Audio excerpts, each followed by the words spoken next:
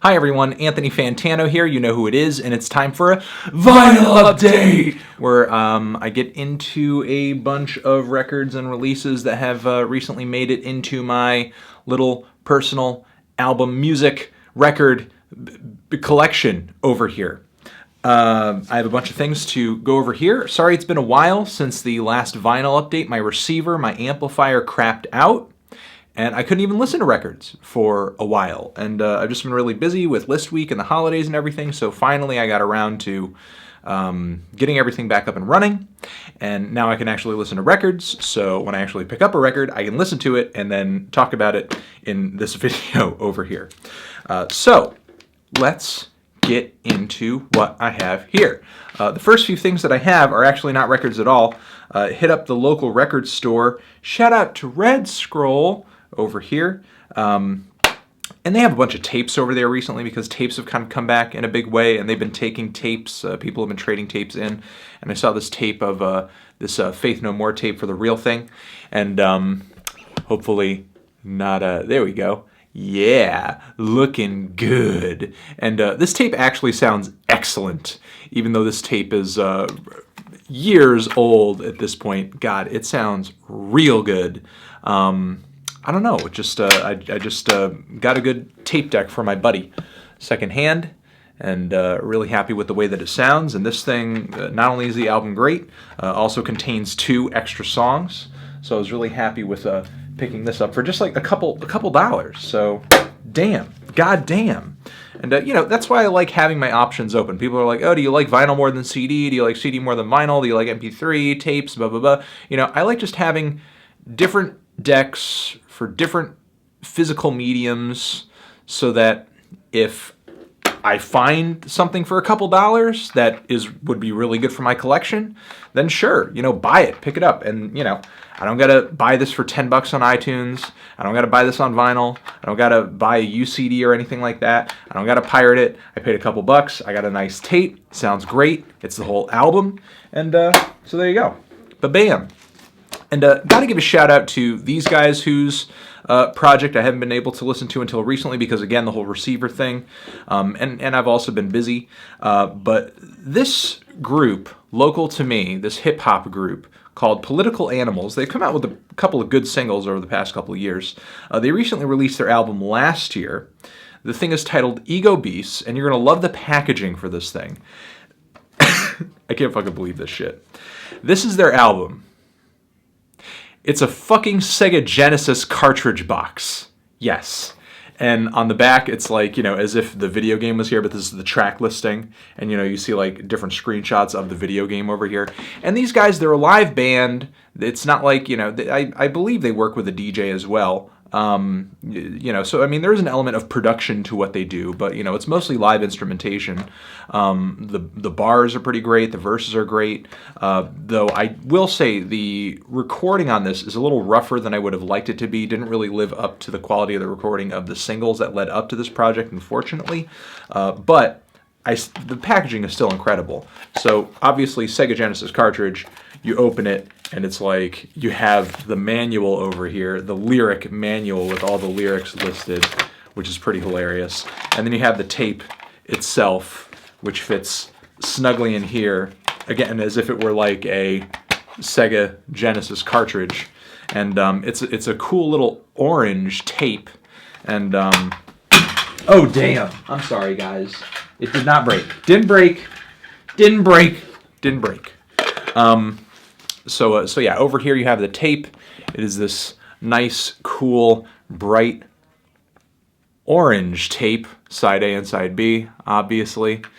Pretty cool little packaging idea. Really fun concept to put together an album. So, you know, if you like hip-hop and you want to try a group that's local, you want to try a group that's doing something different, and obviously put together one of the most ambitious packaging projects for any album that I've come across this year recently, give these guys a listen, give these guys a shot, look them up. Again, their name is Political Animals. Ego Beasts is the name of the project over here. Good job, guys. This is really fun idea. Not anything that would dawn on most most artists, most bands to even have that idea. Moving on from there, just want to give a quick shout out to this CD compilation that I got. The Cramps, File Under Sacred Music. This is all of their early singles from 1978 to 1981. I had a compilation CD of theirs that had like an album or an EP and some of these singles, but then I didn't really like that EP and I only liked some of the tracks on it. I got rid of it and I ended up picking this up because this was a more complete collection of all of their singles. So it's kind of like, it's not an average CD size, it's a little bigger, so it looks like a vinyl record sort of package because it has a gatefold, and you see the inside there. You pull this out, the CD, and it's in a black sleeve. You pull the CD out, and it's got like, you know, a record sort of sticker over here, labeling rather, and over here, the booklet itself has pictures of all of the singles that are featured on the CD itself. So it's actually a really cool package. And you know, if you're a psychobilly fan, a rockabilly fan, if you're a post-punk fan, I definitely recommend checking this out. Even if you just haven't heard the Cramps in general and you're not familiar with any of these genres, they are a crazy, off-the-wall, gutsy, and kind of gothic rock and roll group. With a lot of crazy fucking songs. Tracks on this include their cover of Surfin' Bird, which is an infamous track, The Way That I Walk, Human Fly, Domino, love their take on Lonesome Town. Fever and Garbage Man are great. TV Set, love that track. Drug Train, love that track. Their cover of Twist and Shout and Uranium Rock, that's a good track. Goo Goo Muck is one of their more legendary tracks as well, a very funny track, and I love The Crusher. That's an amazing song. So lots of great tracks on this thing. This is like, you know, some of their hottest tracks. This is like the Cramps' pure fucking heat over here. So if you do run across this compilation, do give it a shot if you don't own it, because you know, I don't have any of these singles personally. I don't have any of these 7-inches, any of these 45s, and it's great to have them sort of in one place. All right, moving on from here, actual vinyl. Want to give a shout out to the Australian band Flowertruck. They opened up for me at some speaking engagements that I did down in Australia this year, and they put on a great couple of performances. And this is a fun little EP that they have. Hopefully there are more copies of this thing around, or, you know, after mentioning this, you'll at least go out on YouTube or somewhere and sort of look their stuff up. This is like a 5-track sort of deal over here, and if you're into post-punk, if you're into new wave that is pretty heavy on the synths and features some very shouty, eccentric vocals, you're going to like this. This is really fun, a lot of personality, good grooves, high energy, and some good pop songwriting too. If you're in a New Order, maybe a little camper van Beethoven, I think you're going to be into this. Again, grooves are nice. Production's pretty tight, at least for the track. It seems like the songs are recorded in different ways, or at least by different people, because it seemed like the production varied from track to track a little bit. I think side A hit me a little harder than side B, but definitely, you know, a lot of potential with these guys, and hoping they come out with an album soon, or hoping that when and if they do release something else, I actually hear about it. You know, keep in touch, hit me up. Moving on from there, one of my favorite EPs of the year, but has become even more of a favorite of mine, this new Tony Molina Confront the Truth 7-inch. If you do recall from my review, I liked this, but I thought that Tony going in sort of more of an acoustic direction didn't really fit his songwriting style all that much. But for whatever reason, listening to this thing on 7-inch, actually hearing the vinyl, there's a nice picture of a church sort of featured on the back of this EP. There's 4 songs on here, but if you know Tony Molina's songwriting style, very short songs. So, you know, 8 songs could mean anything.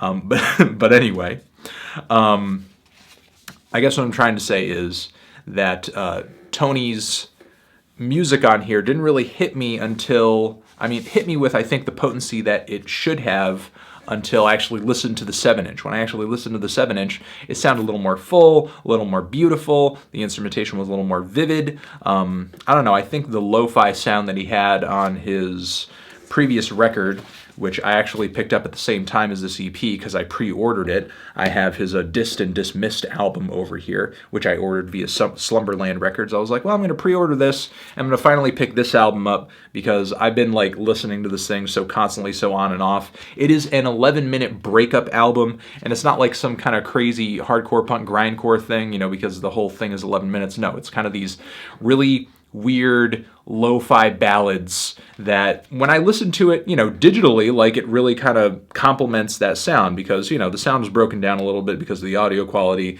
The general aesthetic of this thing is so rough and it's so lo-fi and it's so dirty. This Confront the Truth EP is way cleaner. And I don't know, for some reason, again, it just kind of hit me on vinyl, just kind of sounded great on vinyl. And the fact that the songs were so brief, didn't really mind it. Because again, some of the tunes, some of the melodies, some of his harmonic layering with some of the instrumentation on this thing is so beautiful, even though the tracks are so short. One thing I do love about both of these projects over here, though, is that they sort of both feature these cool little inserts, and they each have like some kind of dopey picture of Tony, like when he was a kid. I think he's I don't know. There's probably some Catholic thing going on over here. And as far as the insert on Distant Dismissed, we have a nice, very moody high school pic over here, maybe junior high pic with an Exploited T-shirt right there. That's pretty epic packaging right there. Throwing it back to the junior high days. Or the high school days, whichever one. I'm not totally sure. I can't. Tony Molina looks so young. I've seen him live once before, and he seems like such a young guy. Seems like such a cool dude. And as far as the two records here themselves, I mean, they're both black, pretty standard. Though for an album that's just 11 minutes long and is as lo-fi as Distant Dismissed is, Slumberland Records certainly did put in for a pretty thick record.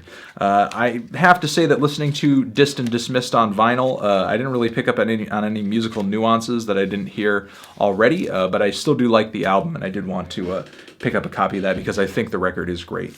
And is probably didn't rank as high on my albums of the year that year, but it's sort of become a bit of a sleeper hit for me. Moving on from there, one of my favorite albums of last year, the new Matmos record, Ultimate Care. This was a bit of a Christmas exchange over here. My buddy Jeremy, who helps out with the show and does some editing, he got me this. I got him a copy of the new Radiohead record. And my buddy Austin, who you guys have heard me mention on multiple occasions, I got him a copy of the new Swans album. And he got me a copy of this new Nick Cave and the Bad Seeds record. So a bit of a Christmas deal over here because me and my buddies, we take care of each other. We do some vinyl exchanges for the holidays. And really glad Jeremy hooked me up with this because this album sounds great on vinyl. God damn does it. The sounds of the washing machine on this thing are so vivid and fun and crisp and clean and clear. It just sounds real good. And, nothing else to say about it other than that. Pretty standard packaging over here. Single sleeve, black record. One thing that I do like, though, about the picture over here is I love how we have sort of the credits depicted on the door of the washing machine when you flip it up, and you normally see, like, the warning sign and instructions on how to use it and so on and so forth. Instead, we have the credits and the liner notes and all that, which I thought was a pretty funny idea for the packaging. And we sort of have depicted over here another image on the other side of the sleeve. So really happy with this record. Sounds great on vinyl. I do highly recommend giving this a listen on vinyl if you have not heard this album on vinyl, if you are a fan of it. And this Nick Cave and the Bad Seeds album sounded fantastic as well. I'm not familiar with the recording process of this album, but I was much more impressed with it on record than I was listening to it sort of over Apple Music, listening to it digitally. Though, nothing much to report about the packaging over here, and in a way sort of to be expected. I mean, the sleeve is a little larger than most sleeves that I have in my collection by just a little bit. I'm not exactly sure why. You sort of have that little it's just like a little, it's like an extra centimeter or half a centimeter on each side, so it is a little bigger, and it is a super thick piece of cardboard. This is not a flimsy cover over here. And the packaging itself, given that the album is so dark and is so minimal, also pretty much follows suit. You have the track list over here, and some liner notes on the inner sleeve over here. Picture of Nick Cave on the flip side, sitting at the piano. And just kind of, the record itself is just kind of sitting in a black sleeve with a little bit of minimal labeling over there too. So I am very happy with the sound of the record itself. Really happy I got a chance to have that on vinyl. Thank you to Austin and Jeremy for hooking me up with that, and just, you know, being good Christmas buddies. I have a copy of the Jesus and Mary Chain Psycho Candy debut album from these guys. Finally got a copy of it for myself. I have like a single from these guys in the past that you guys have probably picked up on a vinyl update.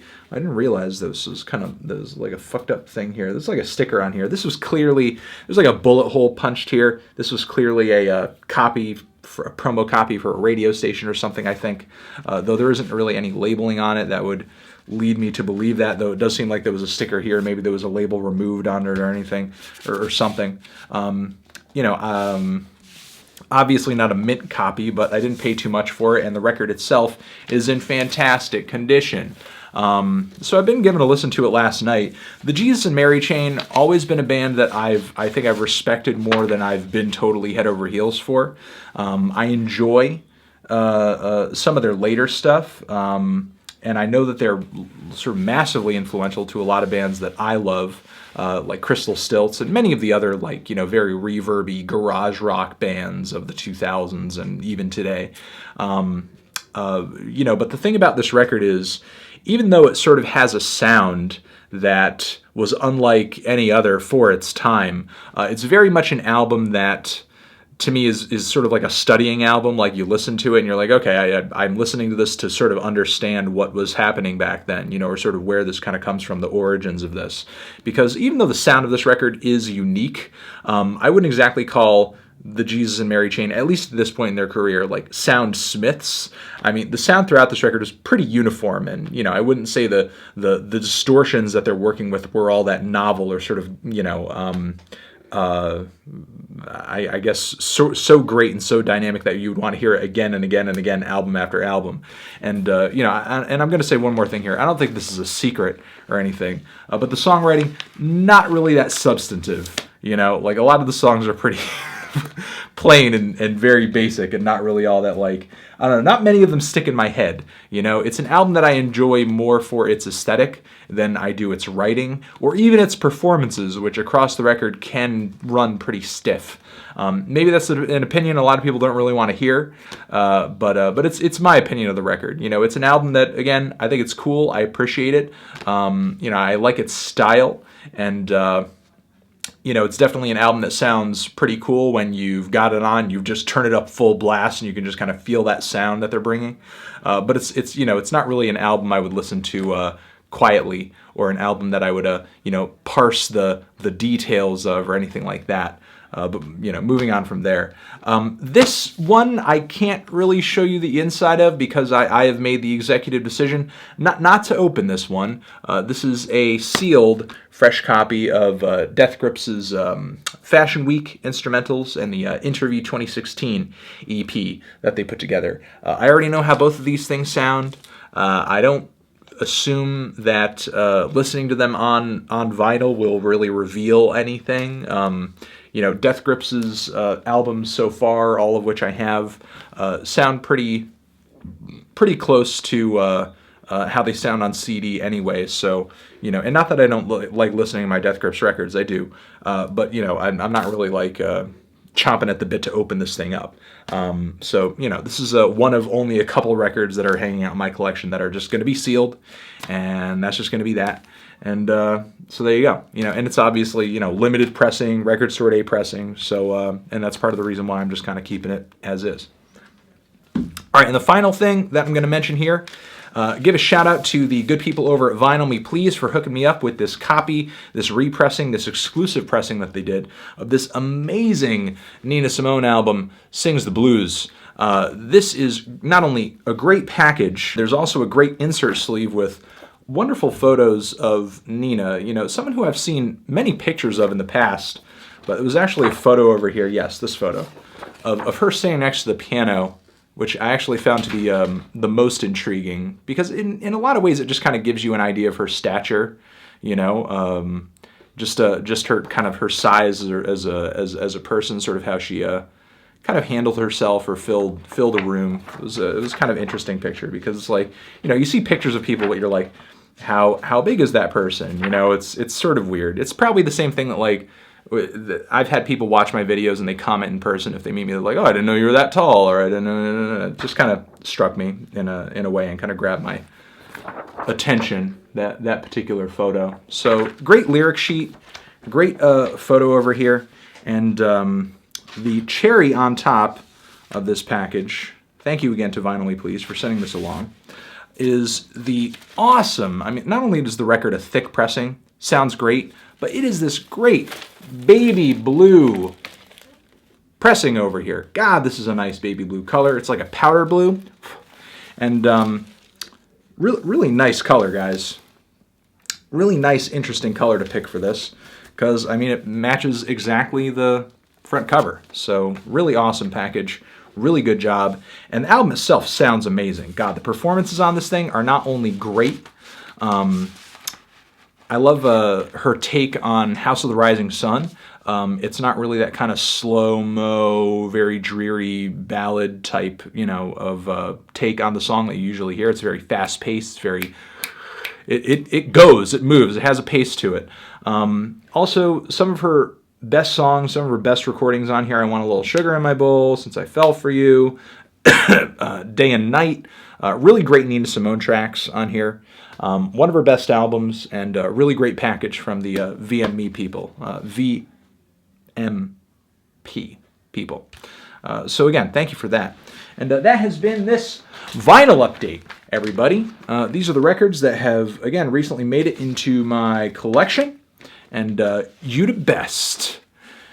Transition, and that is the vinyl update, everybody. Thank you for watching. I appreciate it. Also down there in the description, you can see a playlist of all of my other vinyl videos. Hopefully you got some good recommendations out of this video, some records to check out, all sorts of other links next to my head. And I hope everybody's doing well. Hope everybody's turntables and amplifiers are not shitting the bed forever.